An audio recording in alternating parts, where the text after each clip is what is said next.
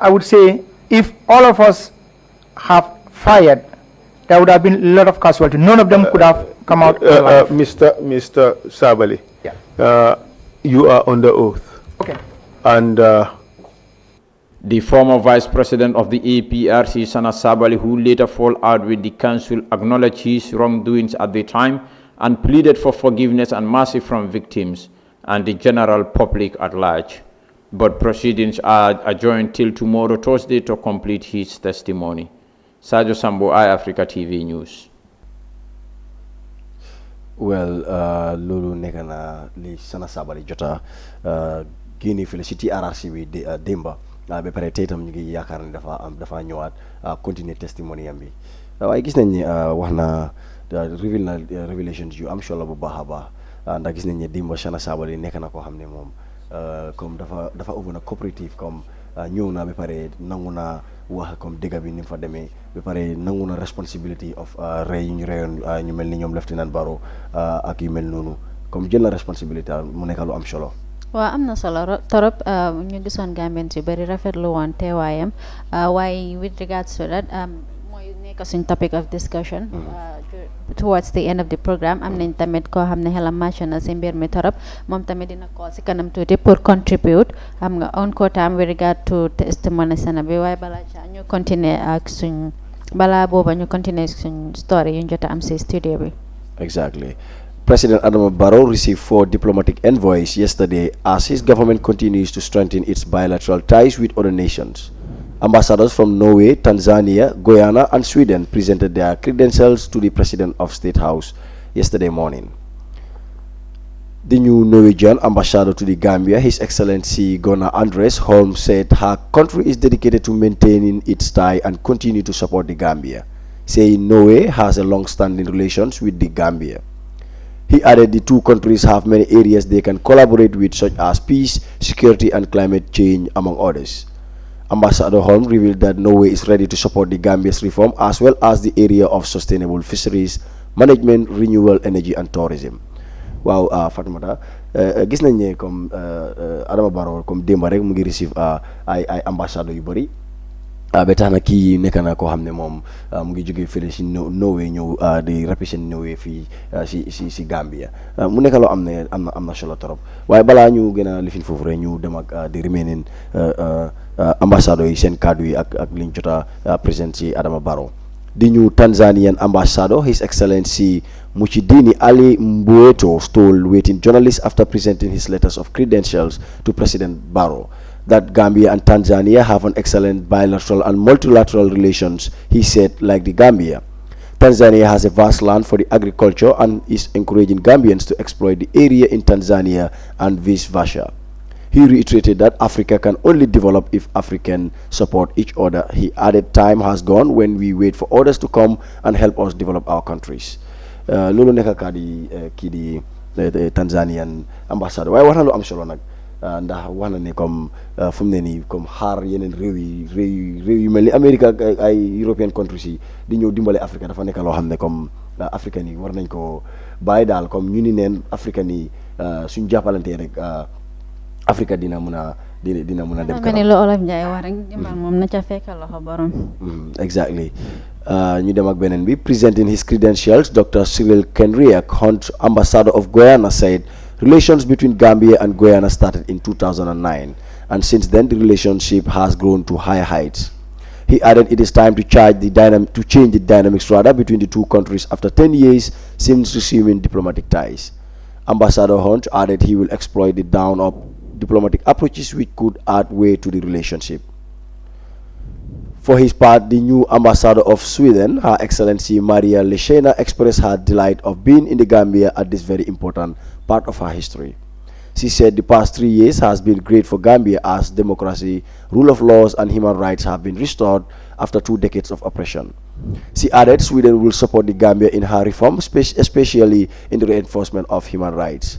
The accredited ambassadors will be overseeing the Gambia from the various countries they are based in, namely Accra, Abuja, Pretoria, and Stockholm. Wow, Fatmata. Lii nekk na loo xam ne am na solo ndax Gambia fu mu ne nii it's like ñu ngi gis loo xam ne it's like it's a change of direction comme ndax gis nañ ne previous government bi Gambia ak many countries seen relations amoon na problème waaye dafa mel ni daal loolu mu ngi xiil fu mu nekk nii. waaw bu diggante bu ñu amee transition bu new government bi ñëwee ba tey gis nañ a lot of improvement when it comes to international relations dafa mel ni outside countries yu bëri ñu ngi door di am interest pour xam nga am relations ak ñun which I think is a good move.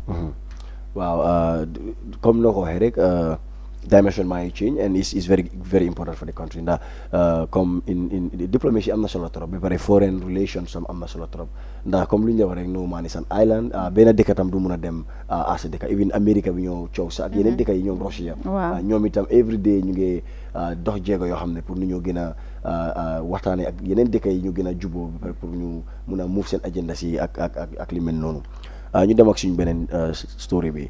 North Korean leader Kim Jong-un has arrived in Russia for the first summit with President Vladimir Putin as Pyongyang seeks support in its nuclear deadlock with the US.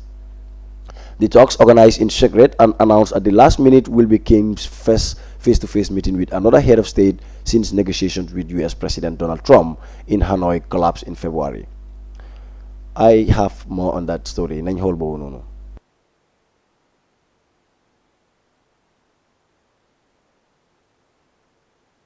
Ahead of tomorrow's summit, North Korean leader Kim Jong-un arrived on Wednesday in the Russian Pacific city of Vladivostok by armored train. At the railway station, Kim was solemnly welcomed by Russian Deputy Foreign Minister Igor Mogilov and Oleg Kozenyako, the region's governor, the foreign ministry said in a statement. An orchestra played North Korea's national hymn and honor guards greeted Kim on a red carpet. Addressing the Russian welcome delegation, Kim said he hoped his visit to Russia would be useful. He added that he and Russian President Vladimir Putin would discuss bilateral cooperation and resolution on the Korean Peninsula. On his way back to Vladivostok, Kim visited a museum built in honor of his father's visit to Russia. Russian side intends to strengthen the positive trends on the Korean Peninsula and will continue to reach in serious agreements on the settlement of the Korean problem, Kremlin official noted. Kim's visit to Russia will mark his first foreign trip since a February meeting with the US President Donald Trump in Vietnam's capital, Hanoi. On the Hanoi summit, Yusakov said that despite of the lack of visible results, both sides showed willingness and interest in continuing the dialogue. This is Kim's first visit to Russia and is set to last through Saturday. Reporting for iAfrica TV, I am Al Hassan Sise. Wow, loolu nekk na beneen affaire boo xam ne tam diggante kii Kim Jong-un di North Korean leader bi gis nañ ne fu mu nekk nii am na meeting ak Russian président bi kii di Putin mu nekk loo xam ne diggante négociation bu amoon na négociation ak America fële in February waaye since then comme ñu ngi wax ne Kim Jong-un amul benn leader bu mit so Vladimir Putin moo nekk di first leader bu mit si diggante bii nii. Let's mën nañ ko relate back to what we said earlier about international relations. But when it comes to international relations, you don't have a permanent friend and you don't have a permanent enemy. Exactly. It's out there. It's a world of interest. Them now met na Trump. The negotiations didn't go well. So right now, we try to form another alliance with Russia. Put your human support on his nuclear plans. Exactly. That is how it works on international relations. Honestly, it's like Russia. Russia ak North Korea sax boo xoolee seen relationship bi dafa fu mu door dafa yàgga. nekk na loo xam ne comme it dates way back. waaye di nga gis ne America comme fu mu ne nii ñoom ñu ngi jéem a réguler North Korea si seen nuclear programme si because gisoon nañ amoon na time yoo xam ne sax Korean government bi dañ daan launch these ballistic missiles yi nii di def seen testings ak yooyu noonu di jéem a wone seen baga daal comme fu ñu toll si nuclear programme si mu nekkoon loo xam ne after America dañ si respond in a very stark way pour wan leen ne they have to stop their nuclear programme yi ñu nekk di def nii waaye nekk na loo xam ne daal fu mu ne nii pour wax dëgg moom yëfi nuclear issue moom nekk na loo xam ne mu ngi disturb. But with the way things are going, there's a high chance that Russia will be behind North Korea because society digante Russia and US right now no more nyagase. There's a very much likelihood that they'll back North Korea with regard to their nuclear program. obviously. Why send talk show, as time goes on, then gonna revelations on how far they've gone with Russia and the stance of Russia in regards to why Russia tam suñ naree support North Korea tam dina am solo seen bor waaye nag nuclear weapons nekk na loo xam ne people cannot go easy with it because if it goes to the wrong people, like it means am na yenn political philosopher yu wax ne nuclear war bés bu mu am rek it is universal death, maanaam everybody is going to die because su ko ñu ko amee yëpp suñ ko waree use rek most likely aduna bi dina nekk si situation boo xam ne daal dafa métti torop. waaw ñu dem ak suñ beneen story bi. The government of Malawi, in coordination with the World Health Organization, launched the world's first malaria vaccine in the landmark pilot program. The country is the first of 3 in Africa which the vaccine known as RTS will be made available to children up to 2 years of age. Ghana and Kenya will introduce the vaccine in the coming weeks.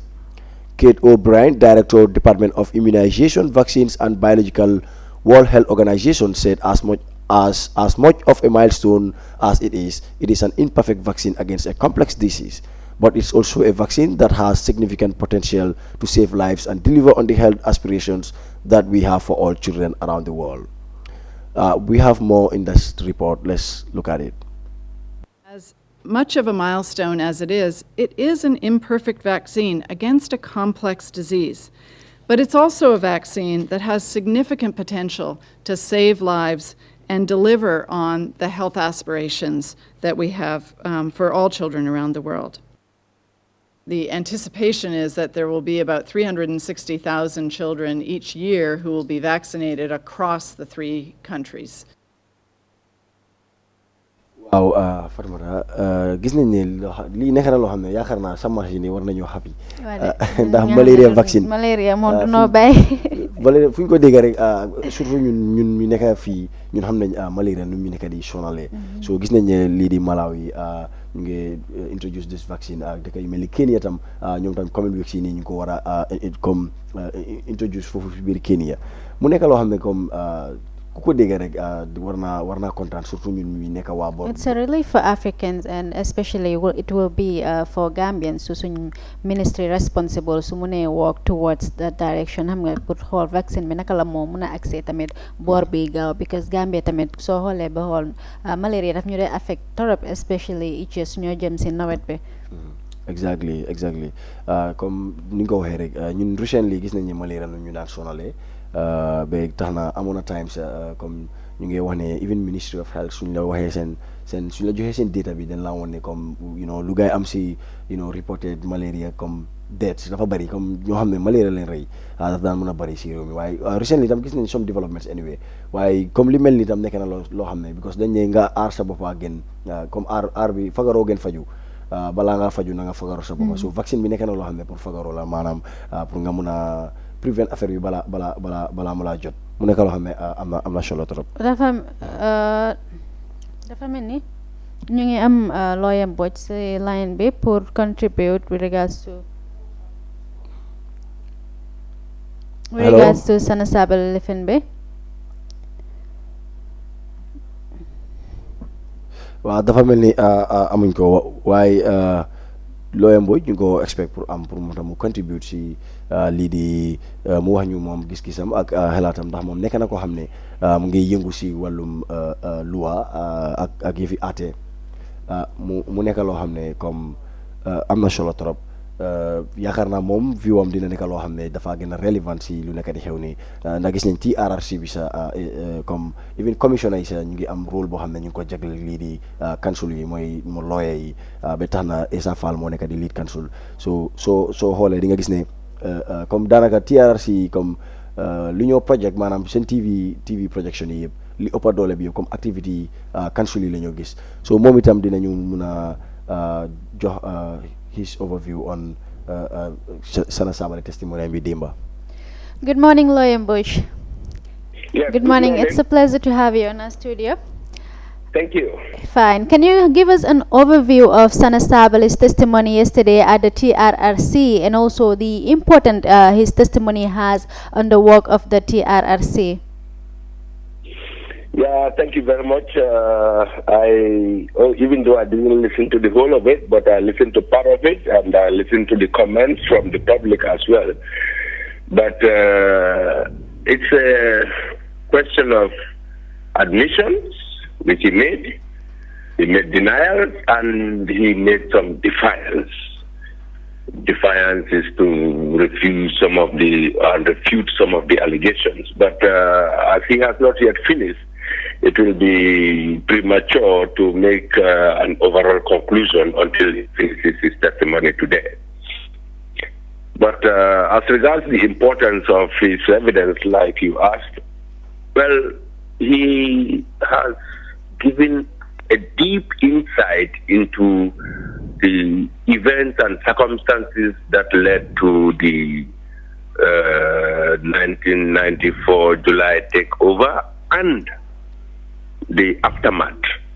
And that means the subsequent coups and the subsequent assassinations, murders, killings, executions. In short, I think lead counsel has played his role by putting questions or facts to him, which, though he admitted some and denied some, but I think the overall fact is that they have taken the law into their own hands and were acting as if they were the lawmakers and they were the judges and they were the executioners. They did all in one.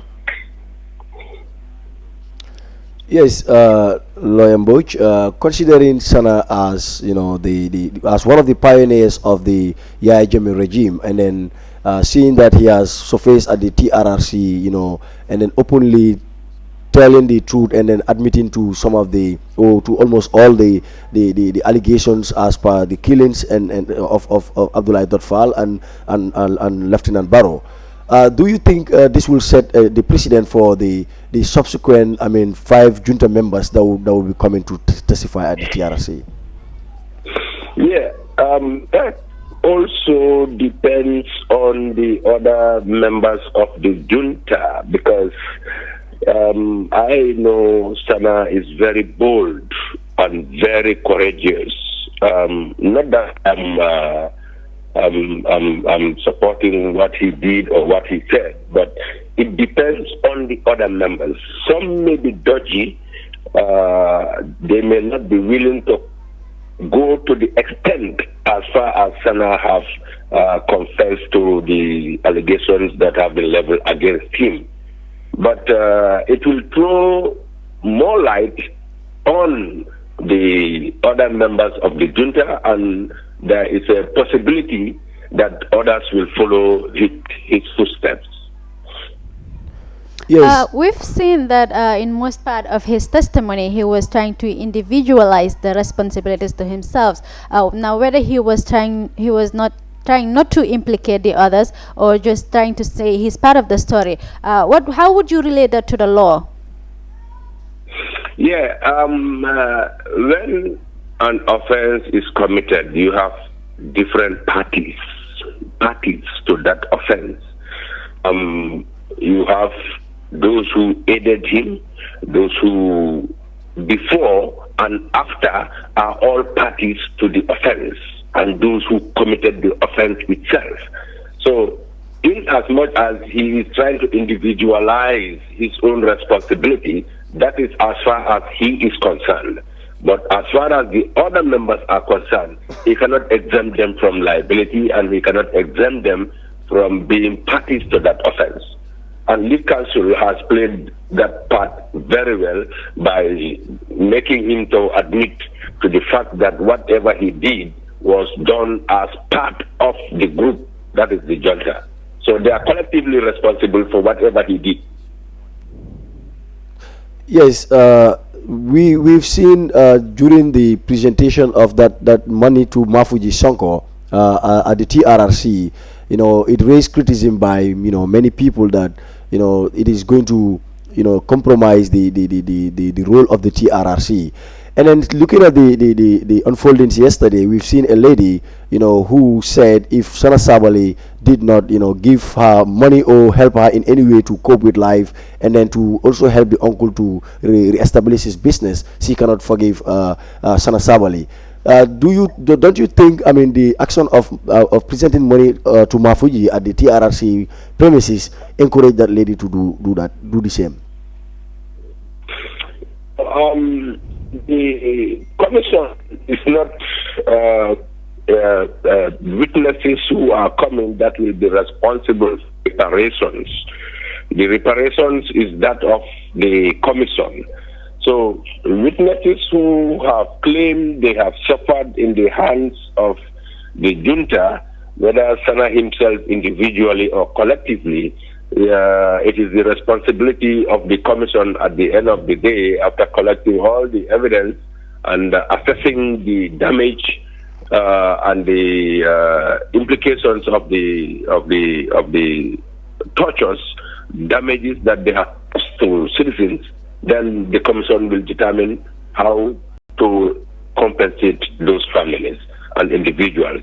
But like you said about JCB Monday, I personally do not think that it will compromise the role of the commission, because the act that followed his evidence was trying to escape from the jurisdiction. And that is what is a threat.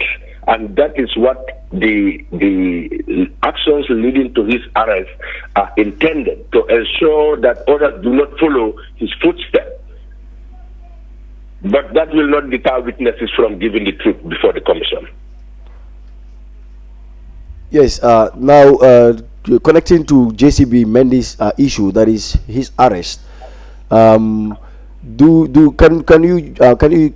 we justify the role of the Ministry of Justice on arresting JCB Mendy, who most witnesses said was acting under the orders of Sana Sabally? And we've seen yesterday Sana Sabally, came to the TRRC and then he was not arrested. So can we justify the projections of the TRRC and the Ministry of Justice on the fact that, if you come and clearly tell the truth, you are free, but if you come and deviate from the truth, you will be dealt with the law?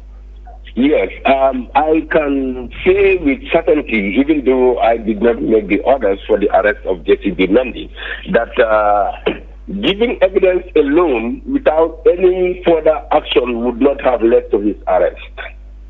But the reason behind his arrest was because of his attempt to leave the jurisdiction. That is the reason for his arrest, to ensure that he does not flee from the jurisdiction. Because at the end of the day, that fleeing is what is going to compromise the functions of the TRRC.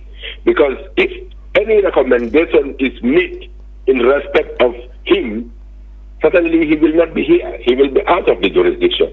So it's not the evidence that he led before the commission that led to his arrest. No. The reason for his arrest is because of his attempt to flee the jurisdiction.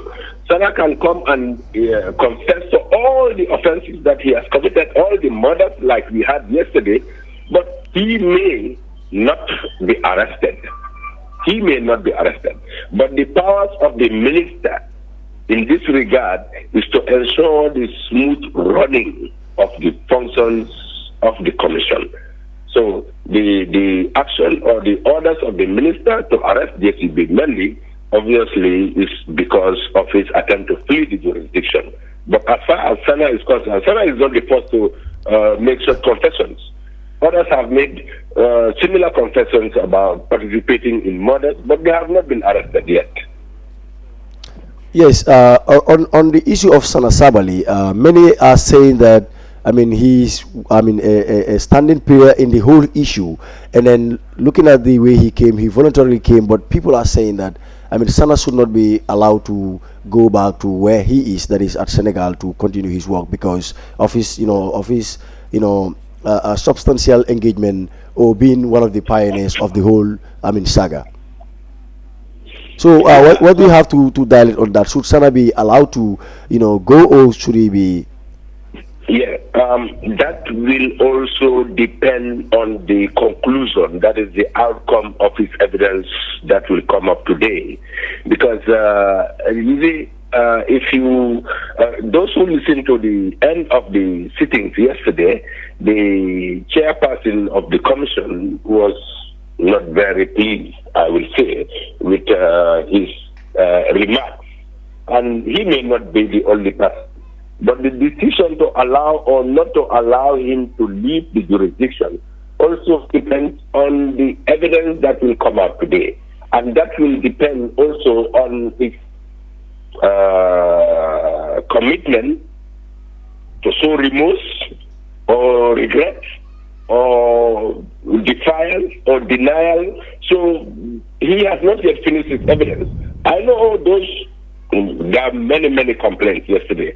I was listening to it and I was watching also the comments that were coming from the public. I can say it's more than 1,000 comments that were flowing in different angles and different reactions. But it is not the reaction that matters. It is the response that matters. The response will be a well-calculated, analyzed, and considered view that will determine his fate after his evidence. The fate of Sana may be determined today. Okay, thank you very much, Lawyer Mboch. We really appreciate having you here on the Good Morning Africa show. Well, Hassan, let me read some of the comments that we have. Jara C says, "Good morning, iAfrica. You're the best TV so far." Bahpula says, "I watched Sana's testimony yesterday, and the reason why he plot a coup because of Nigerian army present in the country, and today the same things is with us. The economic force here guarding Barrow." Ibrahim Joe says, "It was Charles Jata says, "Good morning to you all." Ibrahim Joe says, Sana's statement that it was because of the Nigerians that they staged the coup wasn't justified at all. This one says Sana should have had more respect for the Geneva Convention. The Geneva Convention, I mean, I think that even also raised an alarm when the chairman was even... That really got to the chair, Exactly, because he was like disappointed to hear this from his own country. And then looking at the chairman, we understand he has been, working in diplomatic,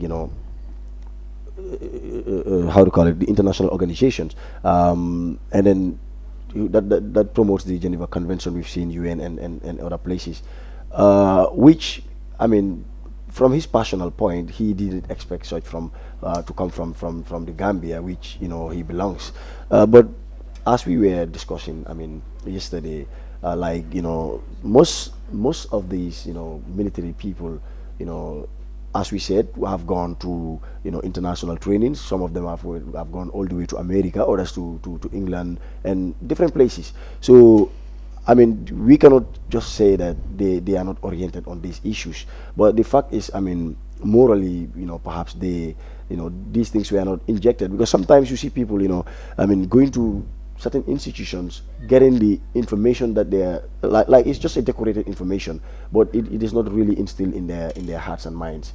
Because looking at the way Sana was, trying to justify, not considering the Geneva Convention as per their actions or with regards to the killing of Dotfal and others, because many perceived, even the commissioners perceived that they should have used in due process as a civilized nation. That is, if they attempt to overthrow the government, no matter how or what procedures they plan to use, they should be taken to the court martials or through a court of law, where they will be tried, and then at the end of the day, justice will prevail on them. So. But we've seen also Sana trying to justify that the Geneva Convention is just a mere or a so-called set of protocols that is not really existing in any place, as per Sana Sabali, because he was trying to say that the Geneva Convention is not practicalized. So based on that, they did not really respect the Geneva Convention. Yes, that would be Sana's opinion, but the Geneva Convention, however, many believe he should have, they should have, as a junta, given much regard to it when it comes to the way the November 11 incident was carried out. Also, many believe that, many are trying to relate the situation then when Sana said part of why they staged the coup was the presence of the Nigerian army then here. Some people are trying to relate that to the current economic forces that are present in the country. Well, yeah, it's just interesting because we've seen the witnesses, most of them, I mean, we have majority of them are soldiers, and then most of them were, clearly, saying that they were not happy with the presence of the Nigerian army, and especially the point where they've seen that all the top the command positions were occupied by foreigners, that is the Nigerians, which, I mean, resulted to that act of the coup. Again, we've seen, even currently, many people are saying that we have soldiers that are very, very unhappy with the situation. Exactly. That is, we've seen, even there was a time when the military were not even armed with equipment. That was when the government was newly, in power. But again, we others are also perceiving that we have a security problem. Looking at the relationship of the military and the previous regime, Yahya Jammeh, most were like Yahya Jammeh used the military as a tool that will, protect him to sit in power for, as long as he wishes. Because we've seen during the political impasse there was this even division between the soldiers.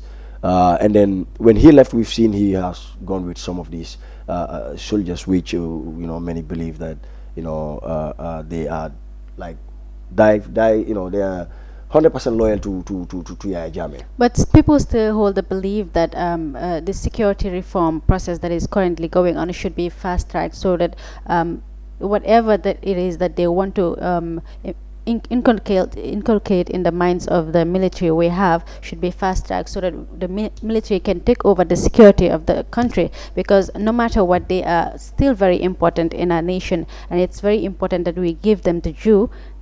We cannot just sideline them like that. They, no matter what happened before, they still have a great role that they can play in the country. Yeah, exactly. Like you said, it should be fast-tracked, because no matter how long the economic would spend here, ultimately they're going to leave. And then if they are in any activity, I mean, that activity has to stop at some point, because we've seen like the Nigerian case. So here, what is going to happen is, like, if the security sector reformation is not fast-tracked, what is going to happen if the economic time is due and then they have to leave? Our soldiers are not well prepared, to take up the positions that are now vacant.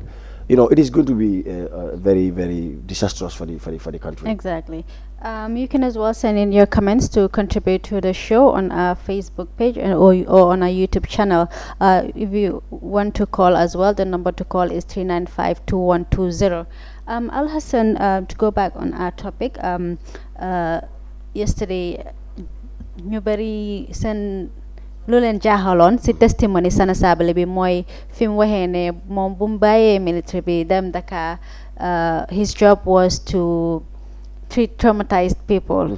Ñu bari foogoon ne loolu is very ironical, because naka la nit koo xam ne participate na si ay activities yoo xam ne cause na trauma on people in his own country, war a demee beneen dëkka di fa nekk nit koo xam ne dafa faj traumatized people. Loolu nekkoon irony bu nit ñi bu jaaxaloon nit ñi démb torop sax.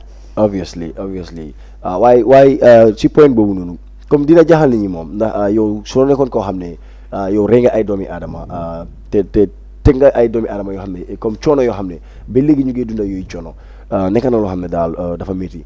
Waaye time factor bi, comme soo xoolee Sana Sabally bi moo def yëfi ñaawte fii nii ak léegi daanaka am na over 25 years. So nekk na loo xam ne comme that is time. Ba pare di nga gis ne moom yeneen council members sami ku dul Yahya Jammeh ak ñu mel ni ñoom naka laa ko waxee, ñoom Yankuba Touré, di nga gis ne even Edward Singate bu mu demee ba mu fall apart ak Yahya Jammeh, after si nekkoon na ko xam ne foog mu move on with life. So dafa dem study law, bu mu paree then mu nekk state lawyer from there, then noonu la demee ba nekk ECOWAS. Di nga gis ne tam Sana Sabally li xew mooy moom itam bu mu demee ba fall apart with Jammeh, tëj nañ ko ay 9 years. So bu ñu ko bàyyee, he has to start life fresh. Di nga gis ne loolu waral bu mu demee Dakar after dem Germany. He has to do something because he cannot sit like that. Dafa mel ni 5 star moom dafa live in it, sopp in it. Exactly. Alaji A. Bob Mune, truth be told, he was very truthful on the commission yesterday to say things as it is. There is no point denying the facts when you did it yourself. The lead counsel made it known to him that coup is illegal and is a treasonable act. The 1994 coup was illegal, 11 November was illegal, and 30th December was illegal. We sympathize with the victims and their families. Bapolo Mune, a very good point, and today many soldiers aren't happy with the Akamok. Alhas waaye illegal yaa ngi fi wax point boo xam ne comme comment noonu wax na foofu noonu waaye gis nañ ne Sana Sabally during his testimony am na lu mu leen try pour justify mu nekk loo xam ne because TRRC bi wax nañ ne is a truth and reparation and reconciliation commission but not only that comme li nekk na loo xam ne comme ñun war nañ faa jàngat lu bari nekk na loo xam ne comme suñ si jàngut rek it means what comme never again slogan boobu noonu dafa nekk a useless thing because it will occur again because Sana Sabally moom si argument am during his deliberation with the lead counsel am na li fa loo xam ne am na solo because mu ngi daan jéem a highlight yëfi draconian laws comme yëfi politiciens yi ne always dañ dee mun a create situation boo xam ne dañoo noot nit ñi ba pare nit ñi duñ leen munal dara because maanaam ñoom lu leen arrangé rek. exactly because wax na ne mu ne bu ñoo xëccoo mbir yi. dafa mel ni Sadio mu ngi si line bi moom moo ñu nekkal fële sa TRRC ñu dem ak moom ba xam situation bi right now comme ni ñu ngi ñëw dugga si TRR continuation yi Sana Sabally testimony bi mu wax ñu tuuti rek si situation bi si ground bi foofu good morning Sadio. Yes, madam. Sadio mun nga ñëw wax yëngu-yëngu yi foofu noonu sa TRRC. What is the situation there right now? Well, Madam, thank you very much. This early morning, we have some, before the arrival of Sana Sabally, we have some security lapses and we have some little bit of misconfrontation between the public and the security RSM here on ground. Because what happened is, normally, when registrants enter in the Dunes Hotel, the TRRC headquarters, registration or marking your name on the register is done at the main gate. And then once you are allowed to sign in, you are always allowed to enter the hall where this testimony is taking place. But today we saw something different that brings some confusion between the security personnel and the public because when people had signed in that gate and then entering the hall, the security has to stop people and deterring them from entering. So this brings some confrontation. What was the need of stopping the people? What was the need of stopping the people? This is the question everybody is asking because you cannot allow me to sign in there. If that is to say, then that is security lapses. Because you cannot allow me to sign and allow anybody to sign at that door and then at the main gate and then you said, okay, now you have registered, you have access to enter. So basically, as we speak, people are stopped right now at the gate of the hall. So basically, you are saying they will ask you or they will allow you to register at the main gate, but they will not allow you to enter at the main hall where the testimony is to take place. Exactly, Alassane, because they know how many people or how many audience the hall can carry or can take. So you stand if there is to be a tight security, you stand at the gate, see the number of people to register in at that register. If that is the capacity, then you said now anybody who comes, you cannot register as there is no place in the hall. But you cannot allow somebody to sign in there and then only to come at the gate and then you tell the individual. In fact, you will not enter and stand by their side. There's an order. So, meaning they've registered a number that is more than what the hall can take. In fact, yes, and exactly. And in that one, we would say there is security lapses because, God forbid, if there is somebody or a terrorist who is wanting to do something, you allow him sign in at that gate only to come by the gate of the hall, and then you say he cannot enter. He can even blow the entire hall. So the security should be checked up, and then they know how to do it by tomorrow or another day, where they will be having the security tied at the main gate instead of at the gate of the hall. So don't you think the situation is kind of influenced by the witness who is to testify today?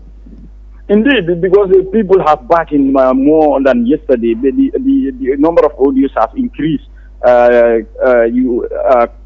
counterfeiting it with that of yesterday. So you have more audience coming here today. So in fact, the hall has, it is not normal here for this hall to be closed or to say it is full to capacity well before 9. But today, to my utmost surprise, by 9:20, the hall is almost full.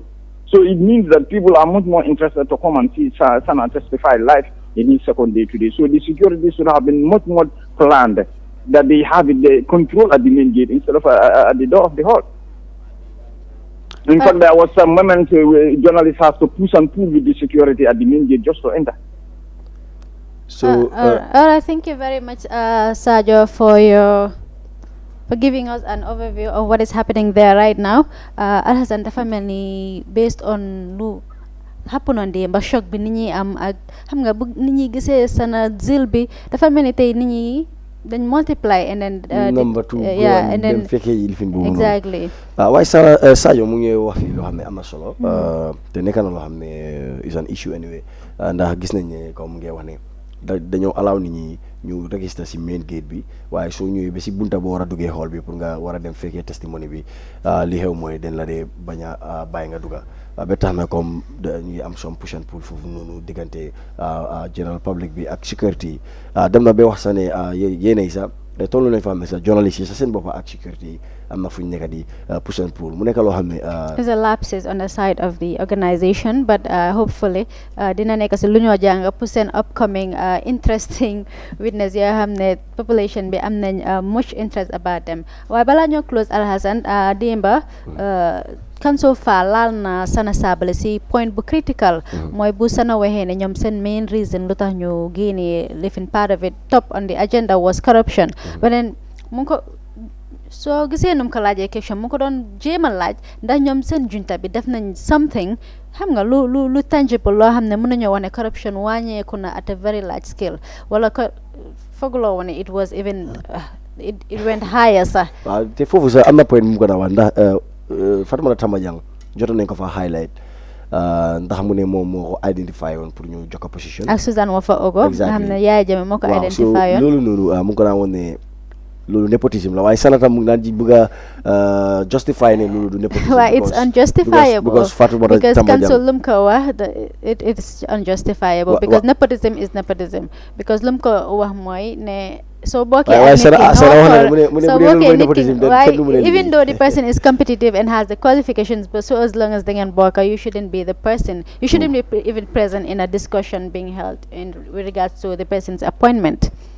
waaw mu nekk lu am solo waaye am na benn point bi ma naan jéem a batras fii rek mooy ne dafa illegal pour ñoom ñu def coup moom mu ngi wane ne ñoom comme they have a point to justify seen coup bi ba tax na mu ne time bu noonu PPP government bi nu mu daan demee dara mënu ko change surtout coup ndax du constitution du dara loo xam ne mun na leen a génne waaye lu ñoo mënti def foog ñu them with regard to the constitution. If the constitution says overthrowing a government is illegal, then there's nothing we can do about it. In as long as ñoom hit na at their own military background, it's justifiable. But it cannot be justified when we have to look at the constitution. Obviously, dafa mel ni waxtu bi moom mu ngi ñoo bëgg a jaamu kon viewers yi ñu ngi leen a jaajëfal di leen wax ne di leen dig daje seen geneen Good Morning Africa show ëllëg from 9 to 10. di leen jaajëfal si toppa bi ngeen ñu dee toppa every time suñu Facebook bi ak YouTube. well viewers lii leen amaloon waaye ba léegi itam mun ngeen a stay connected rek ndax TRRC bi mu ngi continuer dinañ am comme ni ñu ko yaakaaree woon rek ne dinañ am the same witness bi kii di Sana Sabally te yaakaar naa te itam dinañ am more revelations bye for now.